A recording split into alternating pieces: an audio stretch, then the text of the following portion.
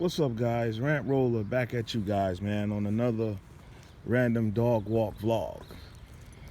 All right, and today's topic I want to speak about is following your own gut, doing your own research, and coming to your own conclusions when it comes to topics specifically pertaining to you and your interests.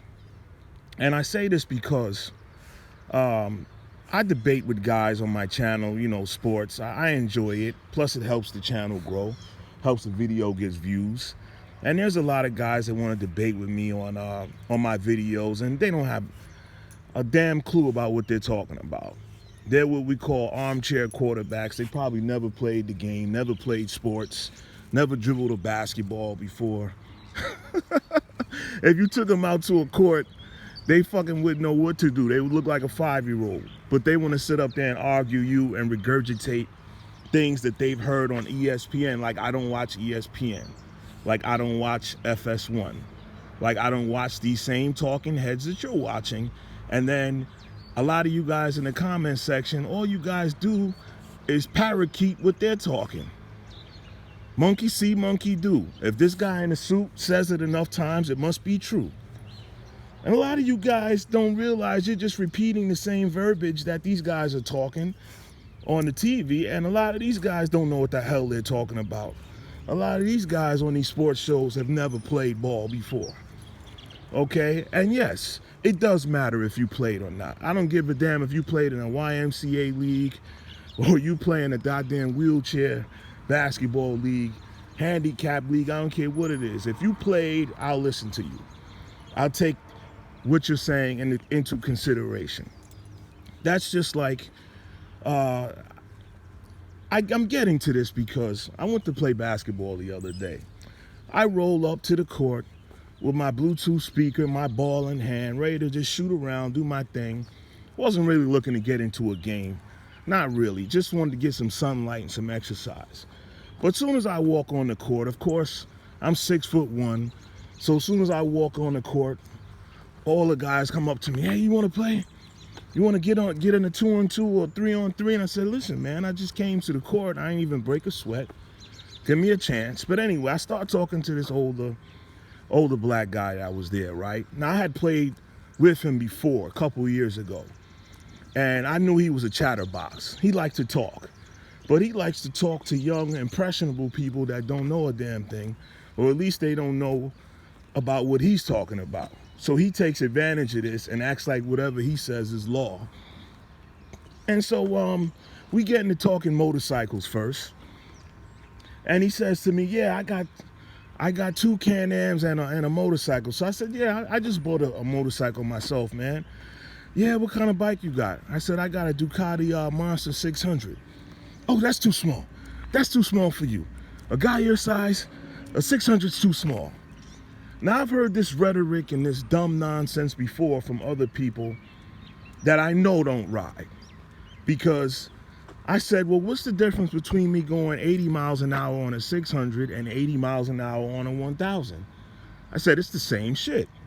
He says, oh, no, it's not. The difference is the torque. I said, I repeat, did you hear the bike that I have? I have a Ducati Monster 620. Which is a torquey bike. That's what Monsters were made for. They are high torque motors. They emphasize more torque than they do horsepower.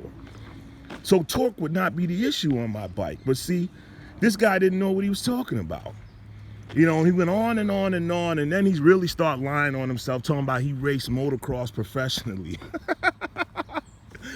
He raced motocross. So I asked him, were you sponsored or were you a privateer?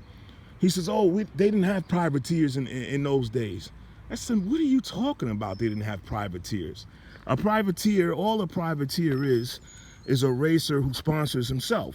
He doesn't have any endorsements, any sponsors to buy equipment for him, so he has to buy all of his own equipment. So then I says, well, do you know who James Bubba Stewart is? Yeah, I know who he is. Da-da-da-da. I said, okay, so we get to talking, and I said, well, explain to me in your opinion, since you race motocross, what exactly is the Bubba Scrub? This is James Bubba Stewart's, one of his patented racing techniques. This guy goes on to tell me, oh, he stole that move from another guy. It's when you lift the front wheel all the way up and you got your head near the front wheel when you're going over a jump. He didn't know what the hell he was talking about. But this guy supposedly raced motocross. Yeah, right. See, when a guy starts talking and he's a loudmouth, and I know things about the particular subject that he's speaking on, I like to ask specific questions. And when I don't get those answers, I know you're full of shit. And this guy was full of shit. Then we went on to talk about racers and motocross, right? Now, I've been following motocross since the early 90s. He goes on to tell me Travis Pastrana was better than all of them. I said, to mean the guy who does the ESPN stunts, the guy that does backflips on motorcycles? Yeah, he's the best. I said, so he's better than Jeremy McGrath? Oh, yeah. Now, mind you, Jeremy McGrath is one of the most storied racers in Supercross history.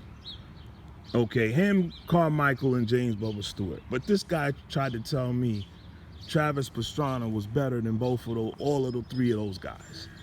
Clearly, he was a big bullshit artist, didn't know what he was talking about.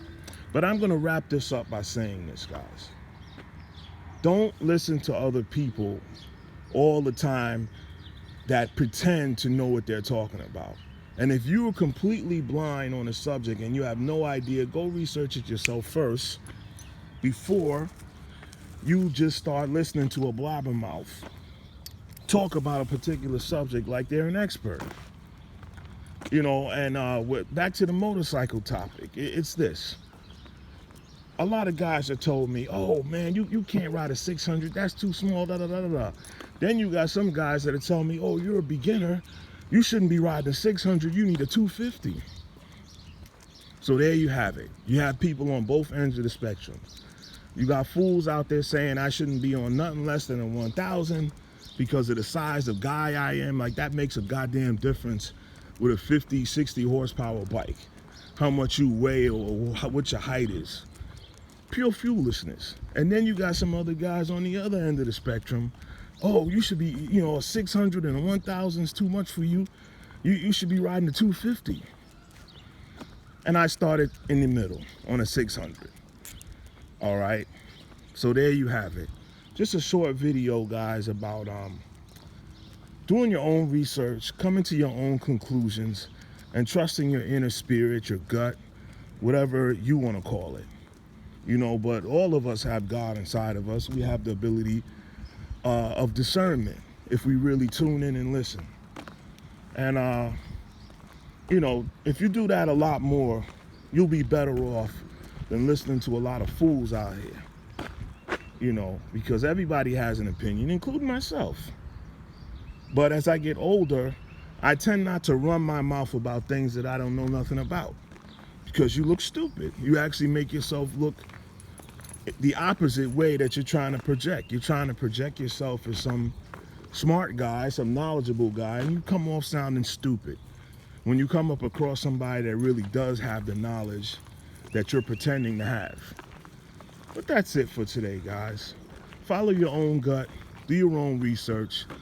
And by the way, we have the Bottom Line Sports Show coming soon.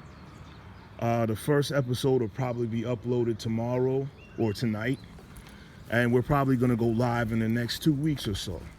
Right? That's the Bottom Line Sports Show coming up soon, guys. All right? With myself, Rant, and my boy. All right? Stay tuned.